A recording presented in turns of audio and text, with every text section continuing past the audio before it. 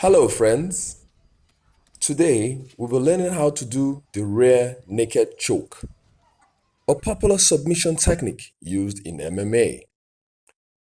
Sit back and learn. First, place either of the preferred arms wrapped under the chin. 2. Lock your arms in a figure 4 by placing the left palm or the first palm into the hollow part close to the biceps. 3. Slide the other hand round the back of the opponent's head. And 4. You squeeze.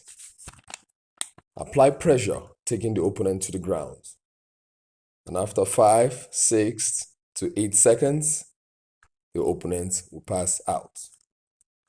Remember, this video is not intended for negative purposes, but used to defend yourself in time of trouble. Like, comment, share, and follow for more self-defense tips.